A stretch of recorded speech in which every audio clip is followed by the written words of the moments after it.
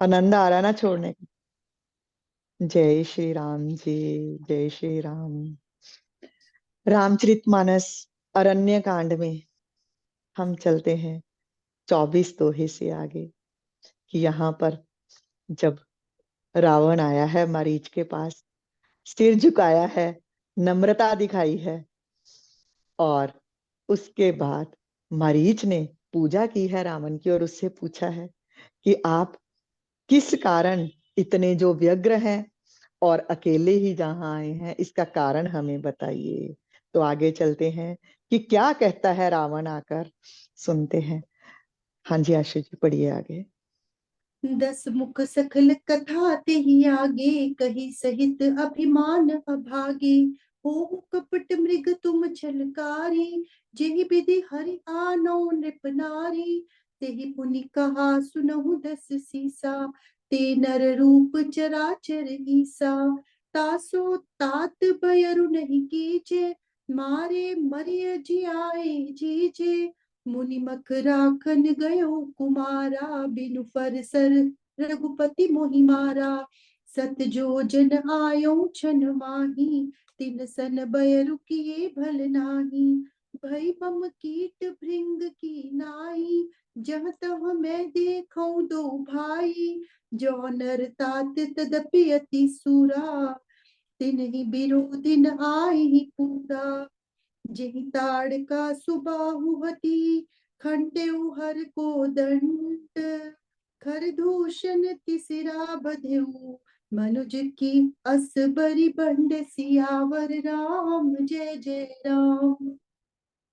जाहु भवन कुल कुशल बिचारी, सुनत जरा दिन हिस बहुगारी। गुरु जिमि मूढ़ करसि मम बोधा, कहु जग मोहि समान कुजोधा। तब मारीच हृदय अनुमाना, नवहि विरोधे नहीं कल्याणा। सस्त्री मर्मी प्रभु सठ धनी, वैद बंदी कवि भानस गुनी। उभय भांति देखा निज मरना, तब ताकि सिर रघुनायक सरना। उतरु देत मोहि बदब अभागे, कसन मरो रघुपति सर लागे। अस जिय जानी दसानन संगा, चला राम पद प्रेम अभंगा। मन अति हर्ष जनावन तेहि, आज देखी हूँ परम सनेही। निज परम प्रीतम देखी लोचन, सुफल करी सुख पाई हो। श्री सहित अनुज समेत कृपा, निकेत पद मन लाई हो। निर्वाण दायक क्रोध जाकर, भगति अब सही बस करी। निज पानी सर संधानी सो, मोहि बधि सुख सागर हरि। पाछे धर धावत, धरे सरासन बान रामा। धरे सरासन बान, फिर प्रभु ही बिलो की हूँ। धन्य न सो सम आन सियान, वर राम जय जय राम। मेरे प्रभु राम जय जय राम। अब जब मरीच ने पूछा है ना, तो रावण के लिए क्या देखो उपमा दे रहे हैं। तुलसीदास जी कहते हैं भाग्यहीन रावण, क्योंकि उसका भाग्य तो खत्म ही हो गया ना, जो चला है प्रभु प्रभु से युद्ध करने के लिए। तो उसने सारी कथा जो सुनाई है कि ऐसे ऐसे दो राजकुमार आए हुए हैं, ऐसे उन्होंने शूर्पणखा के कान और नाक काट दिए हैं, और मैं चाहता हूं कि मैं उनकी राजवधु को हर लाऊं और तुम बन जाओ छल करने वाले कपट मृग, तो तुम्हारी सहायता से मैं उनको हर लाऊं। जब ये बात कही है ना रावण ने, तो मरीच क्या कहता है। मरीच हम जब पीछे पड़ चुके हैं, विश्वामित्र जी का जब यज्ञ हो रहा था, तो प्रभु ने एक मरीच ही था जिसको कि बिना फल वाला बाण मारा था और कितने योजन दूर जा गिरा था। वो आगे दश शीश दश शीश वाले रावण को क्या।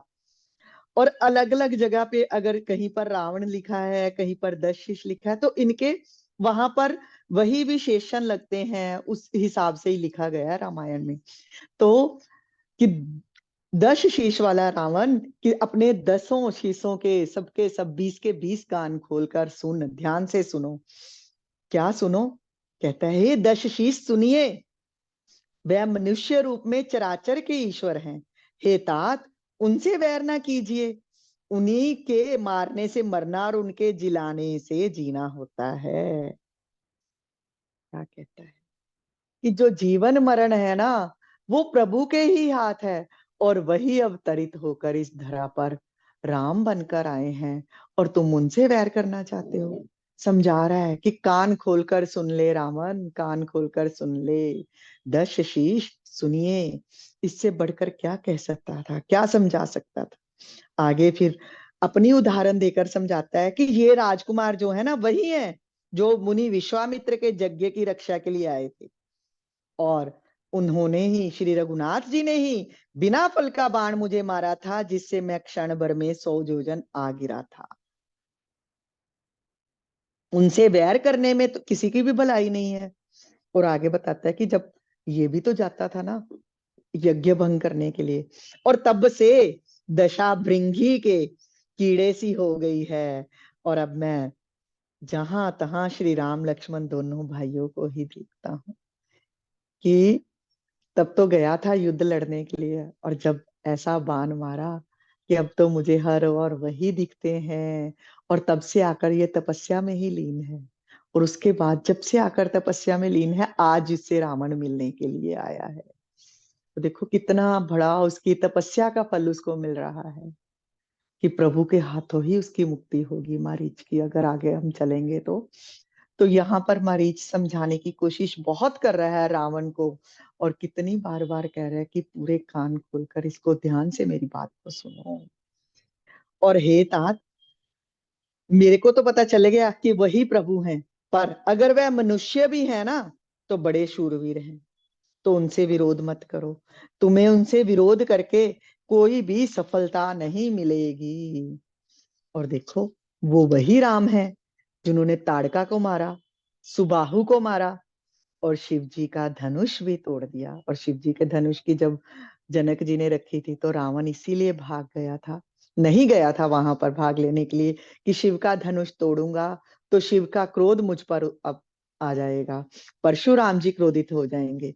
तो ये बात अब उसको, रावण को सब चीजें याद दिला रहा है मरीच, कि ताड़का को मार दिया, सुबाहु को मार दिया, शिव का धनुष भी तोड़ दिया, खरदूषण और त्रिशरा का वध भी कर डाला। तो ऐसा बंदा कोई मनुष्य हो सकता है? नहीं हो सकता ना। तो अपने कुल की कुशलता विचार कर घर लौट जाओ। बहुत समझाया है, बहुत समझाया है, पर कहते हैं ना, विनाश काले विपरीत बुद्धि। जब ये बातें कही है, समझाया है, तो रावण जो है ना, वो जल उठा, बहुत दुर्वचन कहे। उसको कहता है, अरे मूर्ख, तू गुरु की तरह मुझे ज्ञान सिखाता है, बता संसार में मेरे समान योद्धा कौन है। और बहुत ही दुर्वचन किए कि इतने अब मेरा ही खाकर, और ऐसे तू भी जाता था यज्ञ विध्वंस करने, और अब अपनी जान के लिए यहाँ पर आकर बहुत कुछ बोला है रावण ने मारीच को। और यहाँ पर हमें क्या शिक्षा मिलती है? कि जो शठ बुद्धि है, जिसके सिर के ऊपर जो मौत आई हुई है, तो उसको जितना मर्जी समझा लो। रावण को मारीच ने कितना ज्यादा समझाया है, पूरे की पूरी अपनी उदाहरण देकर, पर वो नहीं समझ रहा। तो यही हमें समझना है। अब मरीच ने जब ये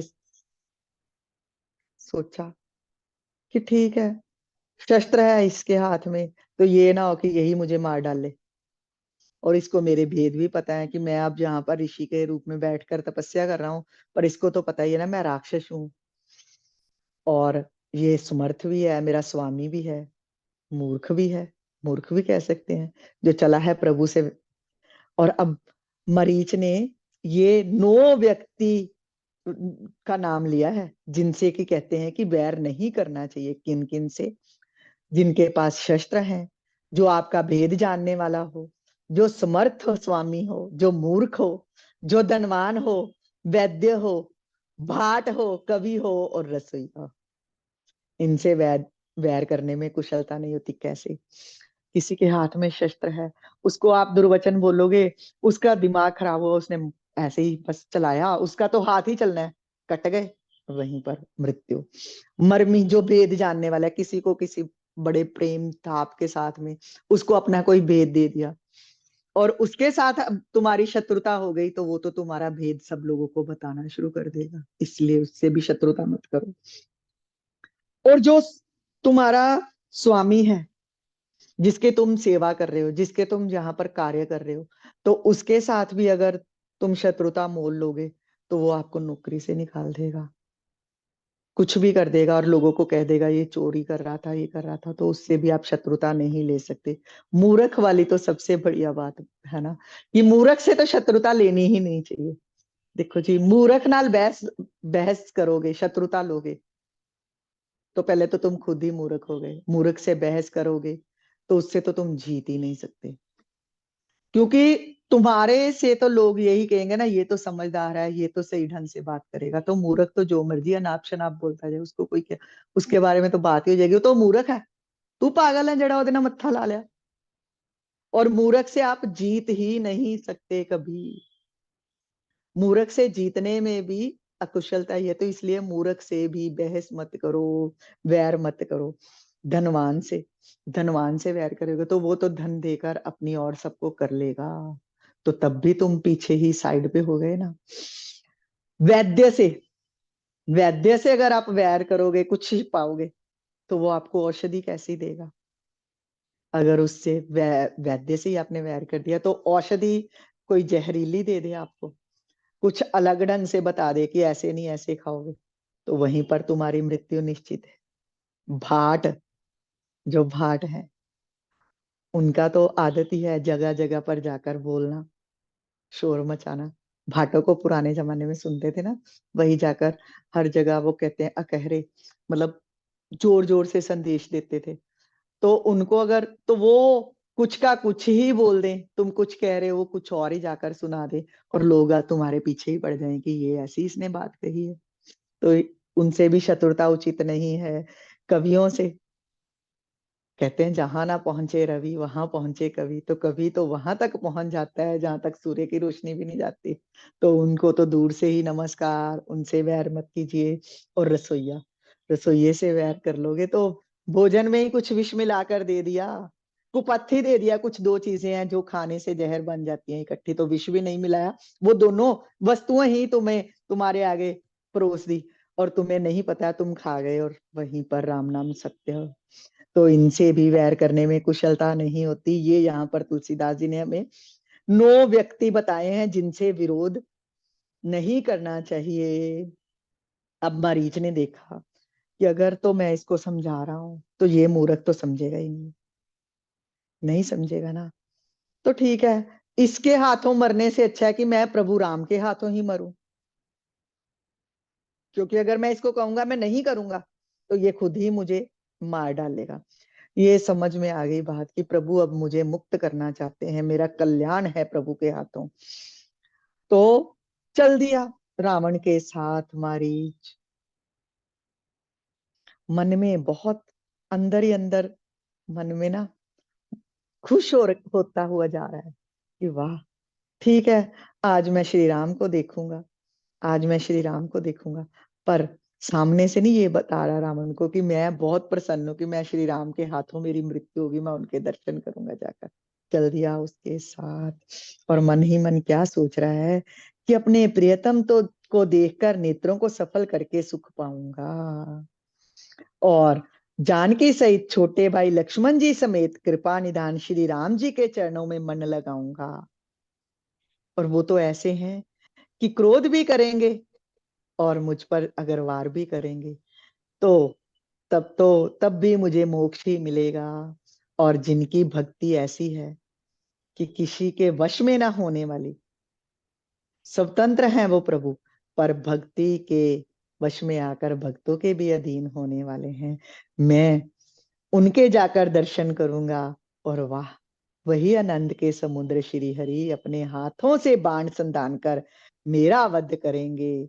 और देखो, वो धनुष बाण पकड़कर मेरे पीछे पीछे भागेंगे, जैसे रावण ने कहा कि दूर ले जाना, तो मैं तो शल करता हूँ, कहीं यहाँ छिपूंगा कभी यहाँ, और मेरे पीछे पीछे भागते हुए आएंगे तो मैं फिर से पीछे देखूंगा आ रहे हैं, पीछे मुड़ूंगा पीछे की ओर, और फिर से देखूंगा आ रहे हैं आ रहे हैं, और फिर आगे भागूंगा।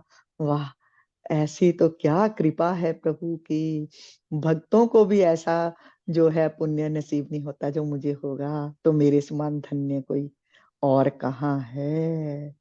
जय श्री राम जी, तेहि जय बन श्री राम। निकट तसानन गयऊ, तब मारीच कपट मृग भयऊ। अति विचित्र कछु बरनि न जाई, कनक देह मणि रचित बनाई। सीता परम रुचिर मृग देखा, अंग अंग सुमनोहर वेशा। सुनहु देव रघुबीर कृपाला, एहि मृग कर अति सुंदर छाला। सत्य संध प्रभु बधि करि एहि, आनहु चर्म कहति बैदेही। तब रघुपति जानत सब कारण, उठे हर्षि सुर काज सवारन। मृग बिलो की कटि परिकर बांधा, कर तल चाप रुचिर सर साधा। प्रभु लक्ष्मण ही कहा समुझाई, फिरत विपिन निशिचर बहु भाई। सीता केरि करहु रखवारी, बुद्धि विवेक बल समय विचारी। प्रभु बिलो की चला मृग भाजी, धाय राम सरासन साजी। निगम नीति शिव ध्यान न पावा, माया मृग पाछे सो धावा। कबहु निकट पुनि दूरी पराई, कबहु मृग प्रगटई कबहु छिपाई। प्रगटत दुरत करत छल भूरी, एहि विधि प्रभु ही गयो ले दूरी। तब तक कि राम कठिन सर मारा, धरनी पर्यउ करि घोर पुकारा। लक्ष्मण कर प्रथम ही ले नामा, पाछे सुमरि सिमन महु रामा। प्राण तजत प्रगटिसि निज देहा, सुमिरि सि रामु समेत सनेहा। अंतर प्रेम तासु पहिचाना, मुनि दुर्लभ गति दीनि सुझाना। विपुल सुमन सुर बरषहि, गावहि प्रभु गुण गाथ। निज पद दीन असुर कहूँ, दीन बंधु रघुनाथ सियावर राम। जय जय राम, मेरे प्रभु राम, जय जय राम। अब इधर ये सोच रहा है ना मरीच, और रावण के साथ चलता चलता पहुंच गया उस वन में जहां पर श्री रघुनाथ जी रहते थे। अब कपट मृग बन गया। कहते हैं इतना विचित्र था, उसका कुछ वर्णन ही नहीं किया जा सकता। सोने का शरीर मणियों से जड़कर जैसे बनाया गया। और अब सीता जी ने जब उस परम सुंदर हिरण को देखा ना, जा रहा है भाग रहा है दूर दूर से, कभी आता है आश्रम की ओर कभी भागता है, तो सीता जी ने देखा तो कहती हैं, हे देव हे कृपालु रघुवीर, सुनिए इस मृग की शाल बहुत ही सुंदर है, और हे सत्य प्रतिज्ञ प्रभु, इसको मारकर इसका चमड़ा ला दीजिए। अब सीता जी यहाँ पर तभी तो, यहाँ पहले तुलसीदास जी ने बता दिया ना कि छाया है, सीता जी तो अग्नि में समा गई और उनकी छाया है।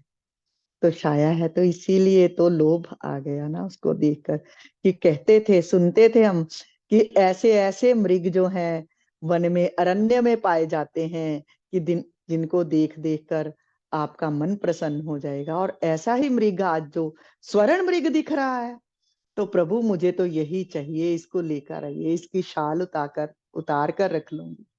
और सोच रहे हैं कि जाकर बाद में अयोध्या में दिखाएंगे कि ये देखो स्वर्ण मृग भी हमने वहां पर देखा था। और कह रही हैं प्रभु से कि जाइए और लाकर मुझे दीजिए इस हिरण मृग की शाल। प्रभु राम तो जानते ही हैं सब, और कितने सुंदर सुंदर उपमाएं दिए हैं, हे कृपालु हे रघुवीर, और सत्य प्रतिज्ञा प्रभु, यहाँ पर उनको याद भी करवा रहे हैं कि आपने प्रतिज्ञा की थी ना राक्षसों से भी हीन कर देंगे, तो अगर ये मृग नहीं भी है तो राक्षस है तो तब भी इसकी मृत्यु तो होनी चाहिए आपके हाथों। हर बात का ना एक एक शब्द का भी यहाँ पर मर्म है। ऐसे ही नहीं कहीं कुछ लिख दिया है, कहीं कुछ, कहीं जानकी लिखा है, जानकी मतलब जनक की पुत्री, और कहीं लिखा है प्रिय सीता। ये बातें, चलो इससे आगे चलते हैं।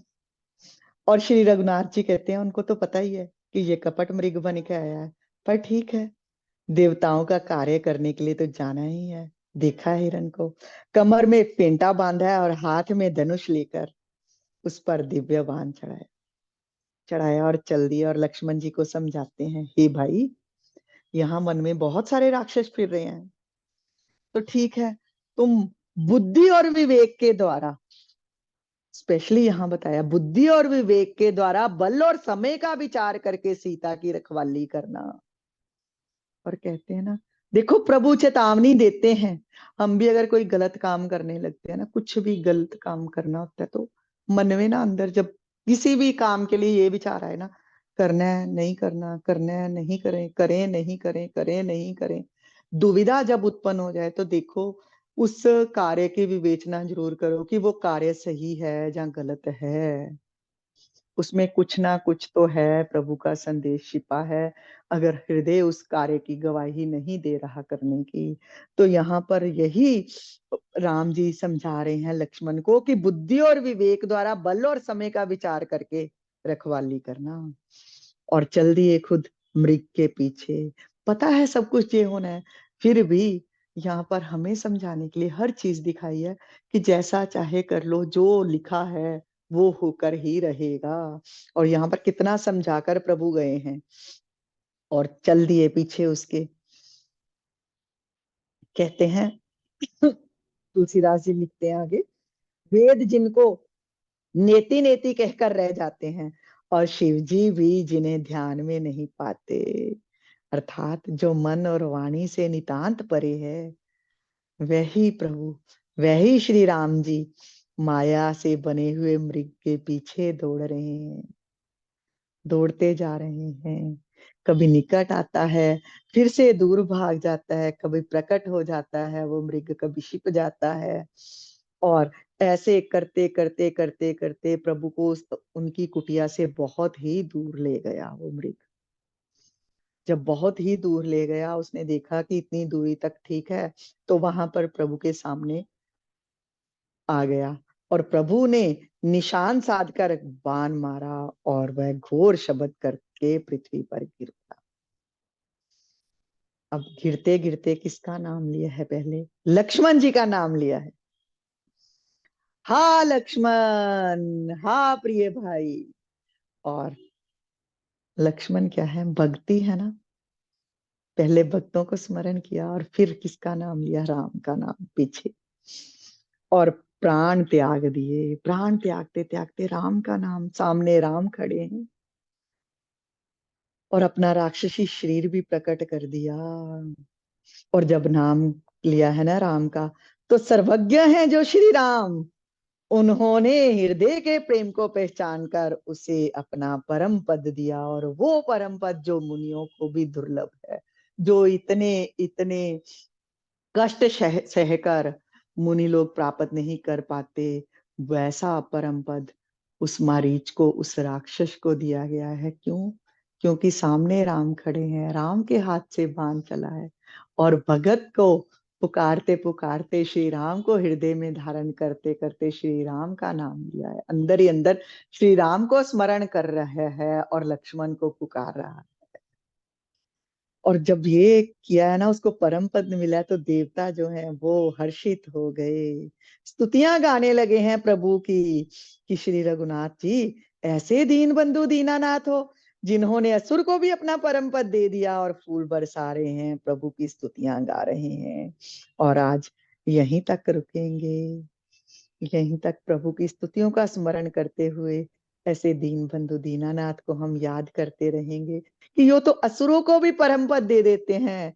तो हम ठीक है, बहुत कुछ कर रहे हैं, पर प्रभु ऐसा ही स्मरण रहे, अंत गता सो मता हमें याद रहे, और अंत समय में प्रभु खुद ही आ जाना हमें लेने के लिए। जय श्री राम, जय श्री राम, जय श्री राम, जय श्री। बहुत सुंदर। और आज जो हमने मारीच का और रावण का पढ़ा है कि वो भगवान के हाथों से मरने को कितने उतावले हैं ना, है ना। तो ऐसे ही कल जो हमने भगवत गीता का 10वें अध्याय का 9वां श्लोक पढ़ा था, मद मत चित्ता मद गत प्राणा, कि जो भगवान के भगत होते हैं, जो हमेशा अपना ध्यान भगवान में रखते हैं, उनके लिए लिखा था भगवान ने कि ऐसे भगत प्राण के जो प्राण है वो हमेशा भगवान में ही रहते हैं। उनका जितना भगवान से अपनापन होता है उतना अपने प्राणों से भी नहीं होता। हर एक प्राणी में किसी भी अवस्था में मेरे प्राण ना छूटे इस तरह जीने की इच्छा होती है, कि सब चाहते हैं कि मरना कोई भी नहीं चाहता, लेकिन यह प्राणों का मोह भी नहीं करते। उनमें हम जीते रहें यह इच्छा नहीं होती और मरने का भय भी नहीं होता। उनको ना जीने से मतलब रहता है और ना मरने से। उनको तो केवल भगवान से मतलब होता है, कारण कि वे इस बात को अच्छी तरह से जान जाते हैं कि मरने से तो प्राणों का ही वियोग होता है, भगवान से कभी वियोग नहीं होता। बिल्कुल उसके साथ जा रहा है जो भी हमने कल पढ़ा। बहुत सुंदर वर्णन। बिल्कुल वही तो लोग हम जो पढ़ते नहीं है ना उनको क्या पता रामायण गीता। जब हम इनको मर्म से जानने की कोशिश करते हैं ना प्रभु कृपा से ही ये है। पर गीता में रामायण में वही संदेश बार बार बार बार आ रहा है। वही संदेश बार बार आ रहा है कि कुछ करने की बस शरण ले लो प्रभु की। क्योंकि डरेगा भी वही मरने से। जित मरने से जग डरे मेरे मन आनंद मरने ते ही पाइए पूर्ण परमानंद। जय हो जय गुरुदेव। क्योंकि ये तो हमारा जो इस संसार में ये तो मिथ्या है सारा का सारा जिसमें हम विचर रहे हैं जिसमें चल रहे हैं। असली घर तो हमारा वही है ना। अब ट्रेन में कोई यात्री सफर कर रहा है और सोचे कि बस अब मंजिल की ओर जाने के लिए बैठा है ट्रेन में और ये सोच ले कि नहीं उतरूंगा ही नहीं इस ट्रेन में ही मुझे आनंद है इसमें ही चलता जाऊं। तो यही शरीर हमें वैसा ही ट्रेन ही है जिसमें हमें ये शरीर रूपी ट्रेन हमें मिली है यात्रा करने के लिए प्रभु तक पहुंचने के लिए। और प्रभु तक पहुंचेंगे तो इसको त्यागेंगे तो तभी तो उसमें विलीन उस अपनी मंजिल तक पहुंच पाएंगे ना। तो अगर ये सोच ले कि इस शरीर का त्याग ही नहीं करना तो वो भी जरूरी है वो भी होगा ही होगा। समयारूप समय के साथ प्रभु के आनंद में आनंदित रहें। जय श्री राम जी। हरे राम राम राम हरे हरे, हरे कृष्ण श्री राधा कृष्ण हरे हरे।